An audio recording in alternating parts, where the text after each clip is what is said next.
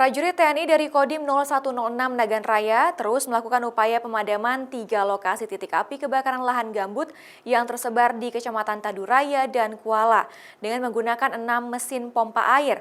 Upaya pemadaman titik api berlangsung hingga Kamis petang di lokasi yang mudah dijangkau dan memiliki sumber air. Untuk melakukan upaya pemadaman kebakaran lahan gambut di Kabupaten Nagan Raya yang terjadi sejak 2 hari ini, Kodim 0106 Nagan Raya mengerahkan 120 prajurit ke lokasi, dibantu oleh petugas BPBD dan polisi dari Polres setempat. Pemadaman titik api kebakaran lahan gambut dilakukan petugas gabungan dari prajurit TNI, polisi, dan BPBD dengan cara manual menggunakan 6 unit mesin pompa air dan memanfaatkan sumber air yang berada di sekitar lokasi. Selain melakukan pemadaman titik api dengan cara manual di lokasi yang mudah dijangkau, upaya melokalisir titik api agar tidak terus meluas dan membesar juga dilakukan pengerukan parit dengan menggunakan 1 unit alat berat.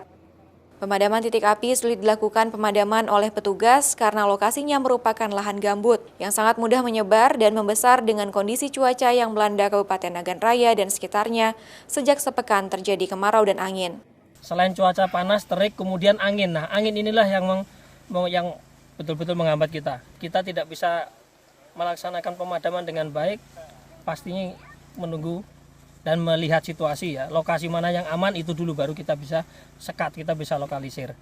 Berdasarkan data yang dirilis Badan Penanggulangan Bencana Aceh, sejak beberapa hari terakhir ini, kebakaran lahan tersebar di 6 kabupaten di Aceh, meliputi Kabupaten Nagan Raya, Aceh Barat, Aceh Besar, Aceh Barat Daya, Bener Meriah, dan Aceh Selatan. Raja Umar, Kompas TV, Banda Aceh.